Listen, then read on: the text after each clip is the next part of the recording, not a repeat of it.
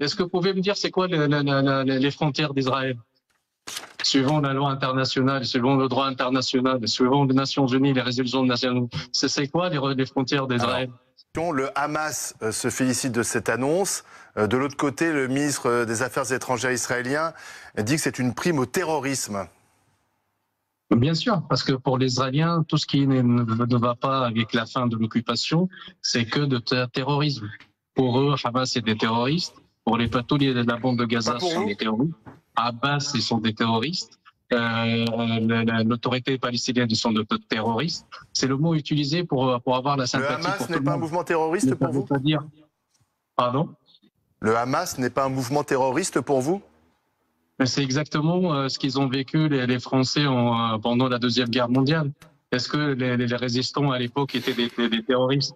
Les Allemands, l'occupant, ils ont demandé ou bien ils nommaient ces gens-là comme des terroristes. Les résistants français n'organisaient pas de massacre de civils en Allemagne. Pardon? Les résistants français, puisque vous faites ce parallèle audacieux, les résistants français n'organisaient pas de massacre de civils en Allemagne. Non. Espèce de nul!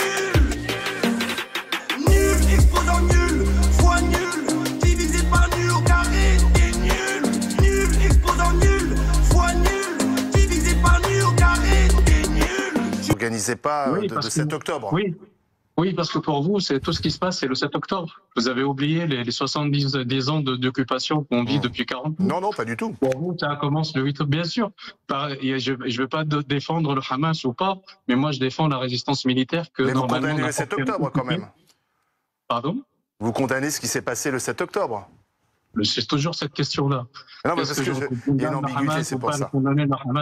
Mais c'est pas ça.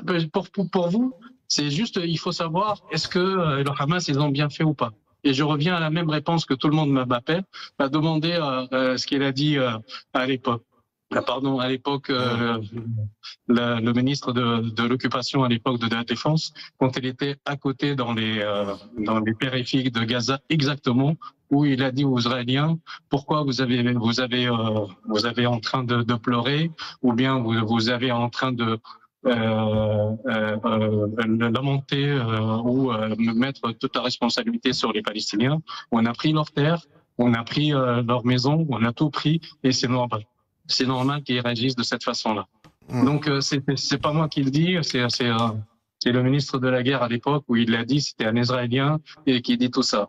Donc normalement, si on parle d'occupation, on parle de résistance. On parle de résistance populaire, on parle de résistance militaire, on parle de résistance... Mais il faudra que la reconnaissance soit mutuelle, vous êtes d'accord? S'il y a la reconnaissance d'un État palestinien, il faut aussi que, par exemple, le Hamas reconnaisse l'État d'Israël. Et c'est d'ailleurs ce que souhaite Emmanuel Macron, une reconnaissance mutuelle de deux États qui puissent vivre en paix. Bien sûr, si on va avoir un État, on a déjà reconnu Israël. Tout le monde reconnaît Israël. Pas le Hamas, non. Il y avait l'apartheid de 48. Quand il y avait l'apartheid de 48, tout le monde a reconnu Israël, mais personne n'a reconnu la Palestine. Pourtant, dans la résolution, c'était le partage de la Palestine, avoir deux États, un État palestinien et un État israélien. Est-ce que vous pouvez me dire c'est quoi les frontières d'Israël?